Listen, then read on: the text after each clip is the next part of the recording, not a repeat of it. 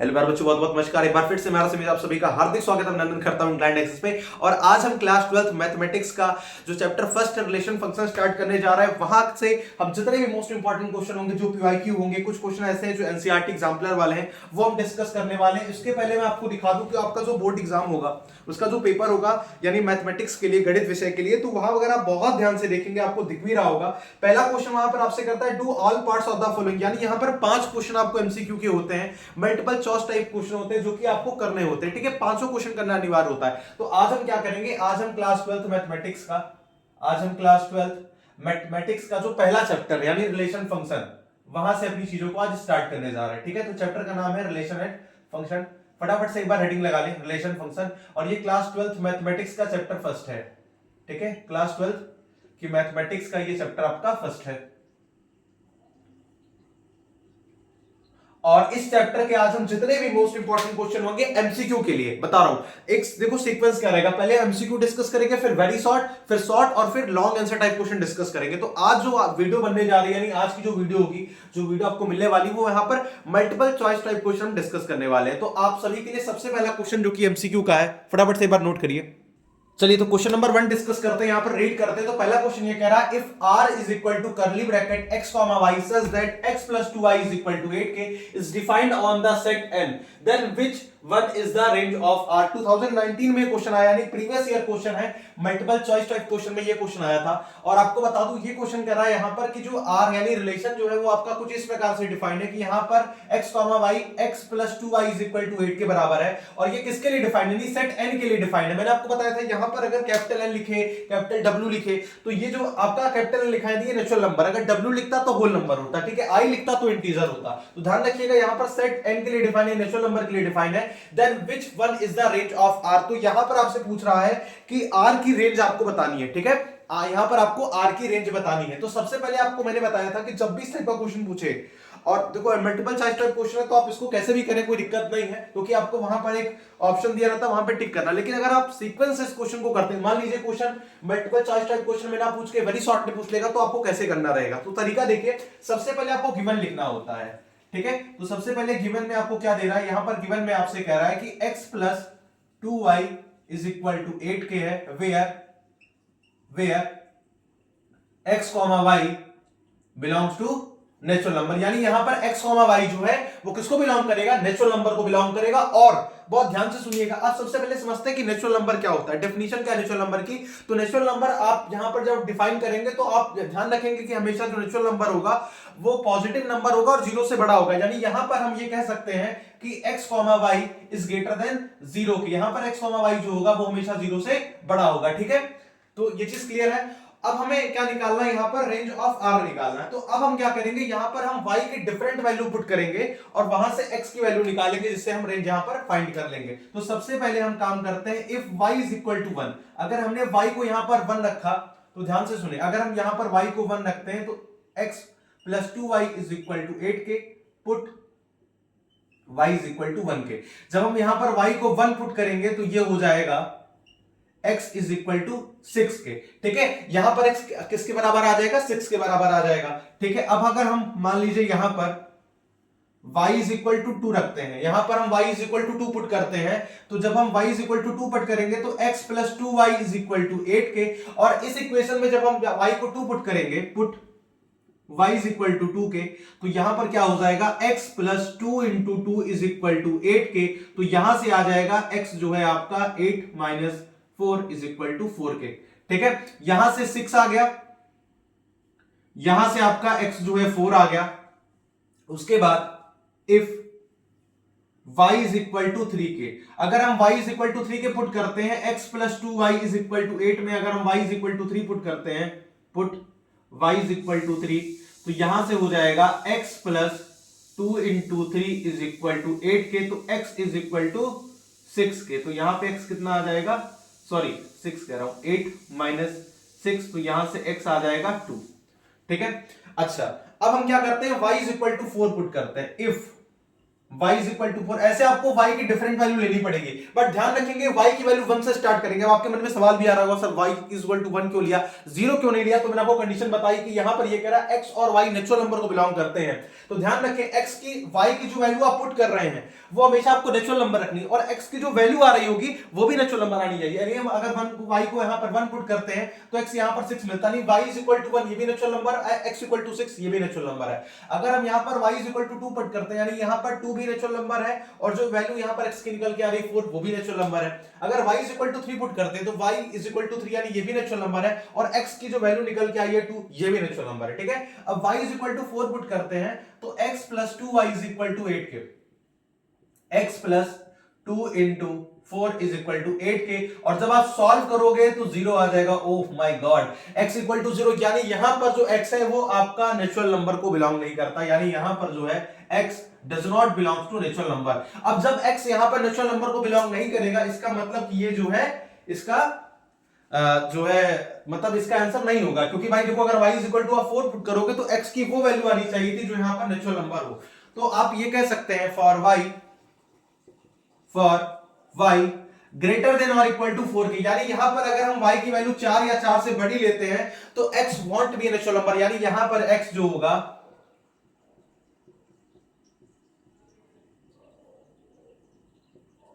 Natural number नहीं होगा, ठीक है। तो ये चीज क्लियर है, यानी जब आप y की वैल्यू 4 या 4 से बड़ी लेते हैं तो यहां पर जो है आपका नेचुरल नंबर नहीं आएगा। सो रेंज ऑफ r क्या आ जाएगा, so the range of r is, यानी यहां पर आपसे अगर पूछेगा तो r की रेंज क्या है तो आप ध्यान से रखें, यहां पर y इज इक्वल टू 1 आपने पुट किया, y is equal to 2, y is equal to 3, तो ये आपकी रेंज हो जाएगी 1, 2, 3, और ये इसका फाइनल आंसर हो जाएगा, ठीक है। बहुत ही प्यारा क्वेश्चन था, बहुत बेहतरीन क्वेश्चन था, ये question multiple choice type question में आ सकता है, बहुत ही बेहतरीन क्वेश्चन था, आप इसको एक बार बढ़िया से सॉल्व। अब आइए क्वेश्चन नंबर 2 डिस्कस करते हैं। तो क्वेश्चन नंबर 2 आपका ये है, और ये आपका एनसीईआरटी एग्जाम्पलर है, बहुत ही प्यारा क्वेश्चन है, बहुत ही इंपॉर्टेंट क्वेश्चन है। आइए क्वेश्चन को एक बार रीड करते हैं फिर इसका सॉल्यूशन देखेंगे, ठीक है। तो क्वेश्चन आपसे कह रहा है इफ ए रिलेशन आर, यहां पर कोई रिलेशन आर है ऑन द सेट, तो ये किस सेट के लिए है 1, 2, 3, ठीक है। सेट हमेशा जो कर्ली ब्रैकेट में लिखा जाएगा, बी डिफाइंड बाई, और यहां पर डिफाइंड है रिलेशन आर के लिए, और आपका आर जो है यानी रिलेशन आर जो है वो कर्ली ब्रैकेट में 1, 2 है, देन आर इज, तो यहां पर आपको बताना है कि ये जो रिलेशन होगा वो किस टाइप का होगा, यानी ये रिलेशन रिफ्लेक्सिव होगा, सिमेट्रिक होगा, या ट्रांजिटिव होगा, या फिर इक्विवेलेंस रिलेशन होगा, ठीक है। देखो एक बात आपको मैं बता दे रहा हूं, ये मल्टीपल चॉइस क्वेश्चन है तो मुझे आपको ऑप्शन भी देने चाहिए, लेकिन मैं ऑप्शन आपको इसलिए नहीं दे रहा हूं क्योंकि मान लो ये क्वेश्चन अगर आपका वेरी शॉर्ट में आ जाए, या ये क्वेश्चन शॉर्ट में आ जाए तो आप कैसे करोगे, तो आप ये चीज समझे कि हमें इसके फाइनल आंसर से मतलब है केवल, ठीक है। मैं आपको 4 ऑप्शन दूंगा, आप उसमें से कोई एक टिक करोगे, ऐसा नहीं है, क्योंकि जरूरी नहीं कि क्वेश्चन एमसीक्यू में आया तो इस बार भी एमसीक्यू में आए, ये क्वेश्चन वेरी शॉर्ट में आ सकता है, शॉर्ट में आ सकता है, तो इस वजह से हम बहुत अच्छे से इस क्वेश्चन को प्रैक्टिस करते हैं न्यूमेरिकल टाइप मन करके, ठीक है। चलिए, तो if a relation R on the set, set मैंने आपको बता दिया, डिफाइंड रिलेशन आर के लिए 1, 2 देन आर इज, यानी आपका रिलेशन कौन सा होगा, रिफ्लेक्सिव होगा, सिमेट्रिक होगा, या फिर ट्रांजिटिव होगा, या फिर इक्विवेलेंस रिलेशन होगा, ठीक है। तो सबसे पहले हमें लिखना पड़ेगा given R is defined on the set, यानी सबसे पहले हम गिवन लिखते हैं, तो हम लिखेंगे गिवन आपका जो रिलेशन है, given R is defined on the set, किस सेट के लिए डिफाइंड है, तो ये कर्ली ब्रैकेट 1, 2, 3 के लिए यहां पर डिफाइंड है, ठीक है। तो ये किसके लिए डिफाइंड है 1, 2, 3 के लिए डिफाइंड है, और रिलेशन क्या है by R is equal to, यानी यहां पर जो रिलेशन है कर्ली ब्रैकेट में 1, 2 है, ठीक है। तो आपको यहां पर बता दिया गया कि इस सेट के लिए ये रिलेशन जो है डिफाइंड है। अब समझते हैं कि ये कौन सा रिलेशन होगा, तो सबसे पहले चेक करते हैं फॉर रिफ्लेक्सिव के लिए, तो फॉर रिफ्लेक्सिव, तो फॉर रिफ्लेक्सिव के लिए क्या कंडीशन होती है, फॉर रिफ्लेक्सिव के लिए कंडीशन होती है for every a belongs to R, ठीक है। For every a belongs to R, तो वो रिलेशन कैसा होगा, रिफ्लेक्सिव रिलेशन होगा, ठीक है। क्लियर है बात, चलिए। लेकिन अब यहां पर आपको देखना है कि यहां पर रिलेशन क्या दे रहा है आपको, 1, 2 दे रहा है, तो भैया 1, 1 तो है नहीं, क्योंकि अगर हम यहां से इसका रिलेशन बनाए तो यहां से इस सेट के लिए क्या बनेगा 1, 1 बनेगा, 2, 2 बनेगा, 3, 3 बनेगा, लेकिन यहां पर तो 1, 2 दिया है, तो यहां से हम ये कह सकते हैं if R is equal to इस तरीके से जो कि आपको रिलेशन दिया हुआ है, then it is not a reflexive relation, तो ये रिफ्लेक्सिव रिलेशन तो नहीं होगा, ठीक है, क्योंकि आपको पता है रिफ्लेक्सिव रिलेशन के लिए कंडीशन ये होती है कि ए कॉमा ए जो है आपका आर में बिलोंग करना चाहिए। अब चेक करते हैं सिमेट्रिक के लिए, तो फॉर सिमेट्रिक रिलेशन के लिए चलिए फॉर सिमेट्रिक के लिए देखते हैं। तो फॉर सिमेट्रिक के लिए कंडीशन है कि यहां पर इफ अगर ए कॉमा बी आपका आर में बिलोंग कर रहा है, देन बी कॉमा ए भी आपका आर में बिलोंग करना चाहिए, तब जाकर के वो रिलेशन कैसा होगा, सिमेट्रिक रिलेशन होगा। तो बहुत ध्यान से देखिएगा, बहुत बारीकी से देखिएगा। अगर ए कॉमा बी आपका आर में बिलोंग करता है तो ए कॉमा बी आपका क्या है, यहां पर हम मान लेते हैं ए कॉमा बी हमारा 1,2 है। If 1,2 belongs to R but 2,1 does not belongs to R, यानी यहां पर 1,2 बिलोंग्स टू आर, यानी ये रिलेशन में तो बिलोंग कर रहा है, लेकिन 2,1 यहां पर नहीं दिखाई दे रहा। तो इस वजह से सो it is not a symmetric relation. तो इस वजह से ये सिमेट्रिक रिलेशन नहीं होगा, ठीक है ना, क्लियर है ये बात। बहुत मस्त क्वेश्चन है, बहुत इंपॉर्टेंट क्वेश्चन है, बहुत आराम से बहुत ध्यान से देख करके इस क्वेश्चन को करिएगा, बहुत इंपॉर्टेंट क्वेश्चन है ये, ठीक है। अब ट्रांजिटिव के लिए इसी तरीके चेक करते हैं। फॉर ट्रांजिटिव, अगर हमें ट्रांजिटिव के लिए चेक करना है तो हम ट्रांजिटिव के लिए क्या कंडीशन होती है, ट्रांजिटिव के लिए कंडीशन होती है कि इफ अगर ए कॉमा बी आपका आर में बिलोंग करता है and B comma C belong करता है आर में, देन तब जाकर के आप A comma C belongs to R, अगर ये होगा तब ये रिलेशन आपका ट्रांजिटिव होगा। लेकिन यहां पे एक ट्विस्ट है और आपको बहुत ध्यान से सुनना पड़ेगा, बहुत, इसलिए मैं कह रहा था बहुत इंपॉर्टेंट क्वेश्चन है। क्यों इंपॉर्टेंट क्वेश्चन है, बहुत ध्यान से सुने। ट्रांजिटिव का केस ये कहता है कि अगर कोई रिलेशन ए कॉमा बी, मान लीजिए कोई ए कॉमा बी है, वो आर में बिलोंग करता है, उस रिलेशन में बिलोंग करता है, और बी कॉमा सी अगर आर में बिलोंग करता है, तब जाकर के हम ए कॉमा सी के लिए चेक करेंगे। यानी कहने का मतलब ये, if a comma B belongs to R and B comma C belongs to R, then a comma C belongs to R. मान लीजिए अगर ए कॉमा बी तो आर में बिलोंग कर रहा है, इफ इस वाले केस के लिए मान लेते हैं कि अगर ए कॉमा बी आर में बिलोंग कर रहा है लेकिन बी कॉमा सी आर में बिलोंग नहीं कर रहा है, तो हम ए कॉमा सी के लिए नहीं चेक करेंगे, यानी ये रिलेशन कैसा हो जाएगा, तब ट्रांजिटिव हो जाएगा। तो यहां पर आप देख सकते हैं, तो यहां पर आपसे कह रहा है इफ 1,2 बिलोंग्स टू आर, लेकिन यहां पर b comma C belongs to R नहीं है, ये है ही नहीं। तो अगर केवल इतना ही यहां पर हो रहा है, इसके आगे कोई कंडीशन नहीं दिया है, तो इस वजह से हम कह सकते हैं सो it is a transitive relation. तो ये रिलेशन कैसा हो जाएगा, आपका ट्रांजिटिव रिलेशन हो जाएगा। और यही क्वेश्चन आपसे पूछा था कि कौन सा रिलेशन है, तो इसका फाइनल आंसर आ जाएगा कि ये ट्रांजिटिव रिलेशन है, ठीक है, नोट करें, बहुत इंपॉर्टेंट क्वेश्चन था। अब हम क्वेश्चन नंबर 3 डिस्कस करेंगे। चलिए स्टार्ट करते हैं क्वेश्चन नंबर 3। तो देखिए क्वेश्चन नंबर 3 यहां पर आपसे कह रहा था relation given by r is equal to curly bracket में 1,1 2,2 3,3 1,2 2,3 इन द सेट 1,2,3 इज 2019 में, यानी 2019 में ये क्वेश्चन आया, प्रीवियस ईयर क्वेश्चन है, बहुत इंपॉर्टेंट क्वेश्चन है, आसान क्वेश्चन है, बहुत ध्यान से देखिएगा। जब भी इस टाइप का क्वेश्चन आता है सबसे पहले हम क्या करते हैं कि गिवन लिखते हैं, यानी इनको दिया हुआ क्या है, ठीक है। तो सबसे पहले गिवन में लिखते हैं, हम मान लेते हैं कि हमारे पास कोई सेट ए है और सेट ए में जो एलिमेंट है 1,2,3 ये एलिमेंट है, ठीक है। अब आपको रिलेशन क्या दे रहा है, यानी r is equal to curly bracket में 1,1 2,2, ठीक है, 3,3 1,2 और 2,3 ऐसे करके आपको दिया हुआ है, ये आपका रिलेशन है, ठीक है। आपको सेट दिया हुआ है, सेट के एलिमेंट है 1,2,3 और आपको रिलेशन दिया हुआ है 1,1 2,2 3,3 1,2 2,3। अब हमें ये समझना है कि रिलेशन रिफ्लेक्सिव है, सिमेट्रिक है, या फिर ट्रांजिटिव है, या फिर इक्विवेलेंस रिलेशन। तो आइए एक एक करके चेक करते हैं। सबसे पहले चेक करते हैं फॉर रिफ्लेक्सिव के लिए, अगर ये रिलेशन रिफ्लेक्सिव होगा तो कैसे करेंगे इसको। तो देखते हैं फॉर रिफ्लेक्सिव के लिए, तो फॉर रिफ्लेक्सिव के लिए आपको क्या करना है, बहुत छोटी सी बात आपको ध्यान रखनी है कि अगर a कॉमा ए आपका R में बिलोंग करता है, for every a belong to set A, यानी जो आपका A होना चाहिए वो सेट A में होना चाहिए, ठीक है। तो ये आपका रिफ्लेक्सिव रिलेशन हो जाएगा। तो यहां से हम देख सकते हैं 1,1 2,2 और 3,3 ये बिलोंग करता है R में, सो it is a reflexive relation. इस वजह से ये क्या हो जाएगा, रिफ्लेक्सिव रिलेशन हो जाएगा। सो it is a reflexive relation, इस वजह से ये कैसा हो जाएगा, रिफ्लेक्सिव रिलेशन हो जाएगा। अब चेक करते हैं फॉर सिमेट्रिक के लिए, ठीक है। चलिए अब सिमेट्रिक के लिए देखते हैं, बहुत ध्यान से देखिएगा। फॉर सिमेट्रिक के लिए कहता है अगर ए कॉमा बी आपका आर में बिलोंग करता है और बी कॉमा सी, सॉरी यहां पर देन लिखिए, तो यहां पर ये चीज कहता है कि अगर आपका ए कॉमा बी आर में बिलोंग करता है तब बी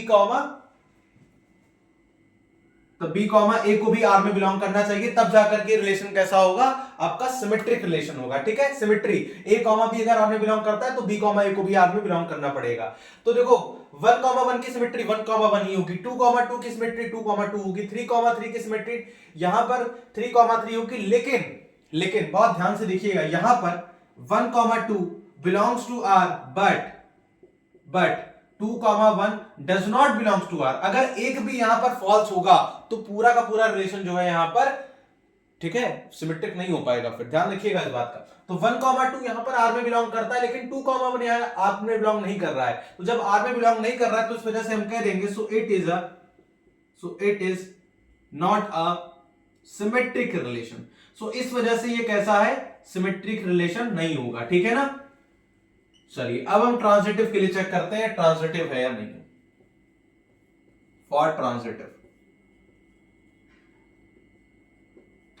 चलिए अब ट्रांजिटिव के लिए देखिए। ट्रांजिटिव के लिए केस आपको पता है क्या होता है कि अगर ए कॉमा बी आपका आर में बिलोंग करता है और बी कॉमा सी अगर आपका आर में बिलोंग करता है, देन तब जाकर के आपका ए कॉमा सी जो है वो आर में बिलोंग करना चाहिए। तो वो रिलेशन कैसा होगा, आपका ट्रांजिटिव रिलेशन होगा। ठीक है, ये बात क्लियर है। अगर ए कॉमा बी आपका आर में बिलोंग करता है और बी कॉमा सी आर में बिलोंग करता है, तब जाकर के आपका ए कॉमा सी भी आर में बिलोंग करना चाहिए। तो वो रिलेशन कैसा होगा, ट्रांजिटिव रिलेशन होगा। तो बहुत ध्यान से देखिए, यहां पर हम कोई एग्जांपल लेते हैं। जैसे मान लीजिए हम ये एग्जांपल लेते हैं, ठीक है, यहां पर 1,2 आपका आर में बिलोंग कर रहा है, ठीक है, एंड 2,3 यहां पर आर में बिलोंग कर रहा है। ठीक है, ध्यान से देखिए, A comma B belongs to R, यानी 1,2 belongs to R, B comma C belongs to R, यानी यहां पर 2,3 बिलोंग्स टू आर।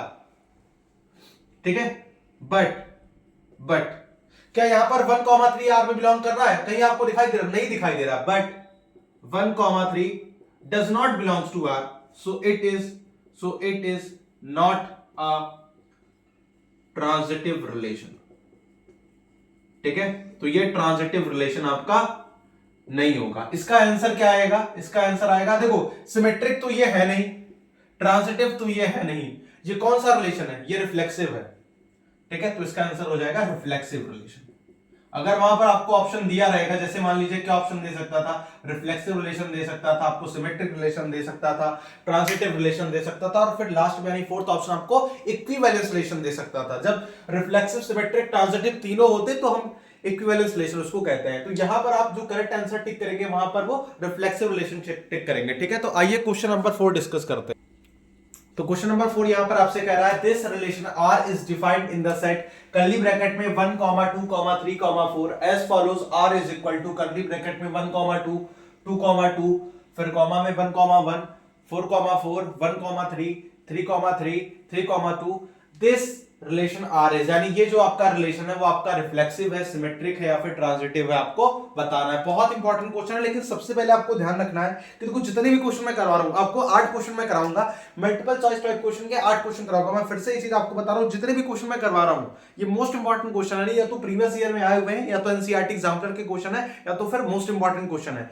अब बात यार देखो ये है ना कि ये क्वेश्चन वेरी शॉर्ट में भी आ सकता है, शॉर्ट में भी आ सकता है। अगर मान लीजिए क्वेश्चन शॉर्ट में आ गया तो कैसे आप करेंगे, तो मल्टीपल चॉइस टाइप क्वेश्चन में आप बहुत ध्यान से अगर आप ध्यान दे रहे होंगे तो मैंने ऑप्शन आपको कहीं नहीं दिया, यानी किसी क्वेश्चन में मैंने आपको ऑप्शन नहीं दिया। इसका रीजन केवल और केवल ये है कि अगर मैं आपको ऑप्शन दे दूंगा तो आप जो है उस पर तुक्का मारेंगे, या फिर आप सोचेंगे यार चलो डायरेक्टली सॉल्व कर लेते हैं, क्या ही मतलब सॉल्व करने की, आवश्यकता तो है नहीं, केवल आंसर देखना। तो ऐसा नहीं करो यार, अगर ये क्वेश्चन मान लो एमसीक्यू में नहीं आया तब क्या करोगे आप। तो इस वजह से हम पूरी लिख लिख के प्रैक्टिस कर रहे हैं कि हाँ अगर ये क्वेश्चन शॉर्ट में आ जाता तो ऐसे ही करना है, या वेरी शॉर्ट में आता तो ऐसे ही करना है। ठीक है, चलिए बहुत ध्यान से देखिए क्वेश्चन। तो सबसे पहले हमें गिवन लिखना है, गिवन क्या कह रहा है यहां पर। तो गिवन आपको बताना है यहां पर, यानी आपको सेट ए दे रखा है, मान लेते हैं सेट ए है, जहां पर उसके एलिमेंट है 1, 2, 3, 4, और आपको रिलेशन आर दे रखा है। क्या दे रखा है यहां पर, कर्ली ब्रैकेट में 1, 2, 2, 2, 1, 1, 4, 4, 1, 3, 3, 3 और 3, 2। ठीक है, ये आपको दे रखा है। अब आपसे पूछ रहा है कि ये कौन सा रिलेशन होगा, रिफ्लेक्सिव होगा, सिमेट्रिक होगा या फिर ट्रांजिटिव होगा। ठीक है, तो एक एक करके चेक करते हैं। सबसे पहले हम चेक करते हैं फॉर रिफ्लेक्सिव के लिए। आइए चेक करते हैं फॉर रिफ्लेक्सिव के लिए। ठीक है, तो फॉर रिफ्लेक्सिव के लिए आपको वही केस मैंने बताया था ना कि यहां पर ए कॉमा ए आपका आर में बिलोंग करना चाहिए। ठीक है, for every a belongs to set A. अब ध्यान से देखिए, यहां पर 1,1 है, 2,2 है, 3,3 है, 4,4 है। चेक करते हैं सबसे पहले। तो 1,1 ये है, 2,2 ये है, 3,3 ये है, 4,4 ये है, यानी सारे के सारे यहां पर जो है आपको रिलेशन मिल गए। तो 1,1, 2,2, 3,3, 4,4 belongs to R, so it is a reflexive relation. तो ये कैसा हो जाएगा आपका, रिफ्लेक्सिव रिलेशन हो जाएगा। ठीक है, ये बात क्लियर है, बहुत बढ़िया से आपको समझ आनी चाहिए। अब बात करते हैं फॉर सिमेट्रिक के लिए।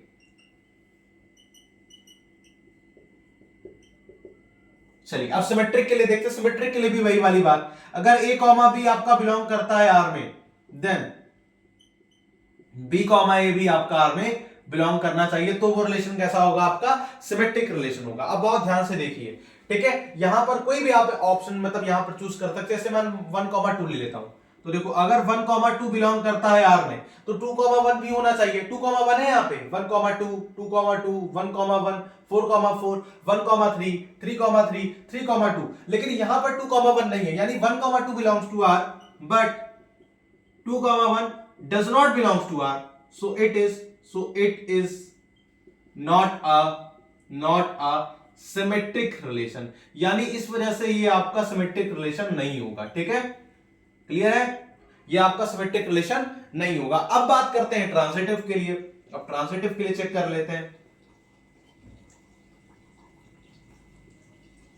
चलिए अब ट्रांजिटिव के लिए देखते हैं। तो ट्रांजिटिव के लिए वही केस आपको पता है, A comma B belongs to R and B comma C belongs to R, then तब हम ए कॉमा सी के लिए चेक करेंगे, यानी A comma C belongs to R. अगर ए कॉमा बी आपका आर में बिलोंग करता है और बी कॉमा सी आपका आर में बिलोंग करता है, तब ए कॉमा सी भी आर में बिलोंग करना चाहिए। अगर ये तीनों केस यहां पर, यानी ये तीनों, ये वाली कंडीशन, ये वाली कंडीशन और ये वाली कंडीशन, अगर तीनों कंडीशन यहां पर सेटिस्फाई करेगी, तब जाकर के रिलेशन कैसा होगा आपका, ट्रांजिटिव रिलेशन होगा। तो कोई भी एग्जांपल ले लीजिए, जैसे मैं एग्जांपल ले लेता हूं कि ये वाला एग्जांपल ले लेता हूं। ठीक है, ध्यान से देखिएगा।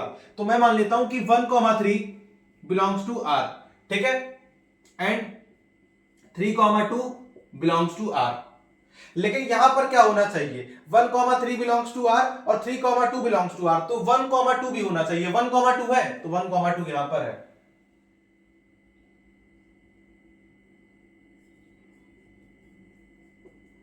ठीक है, इस कंडीशन के लिए तो सही हो गया। और चेक करते हैं, और इसके लिए देख लेते हैं। जैसे 1,2 बिलोंग्स टू आर, तो 2,2 बिलोंग्स टू आर, तो फिर 1,2 बिलोंग करना चाहिए आर में, वो भी है। ठीक है, और किसके लिए देख लेते हैं यहां पर, और हम चेक कर लेते हैं। हाँ सही है, ठीक है, बहुत ध्यान से देखिए, यही वाला केस मैंने आपको बताया था। ठीक है, चलिए तो इससे ये बात तो क्लियर हो गई कि ये रिफ्लेक्सिव रिलेशन है, ट्रांजिटिव रिलेशन है, बट सिमेट्रिक नहीं है। तो आप यहां से लिखेंगे, सो it is a transitive relation. तो इससे हम ये कह सकते हैं कि आपका ट्रांजिटिव रिलेशन है। तो आंसर में क्या लिखना है आपको, फाइनल आंसर। ठीक है, फाइनल आंसर में लिखना है कि रिफ्लेक्सिव रिलेशन है, ये रिफ्लेक्सिव रिलेशन है और ट्रांजिटिव रिलेशन है।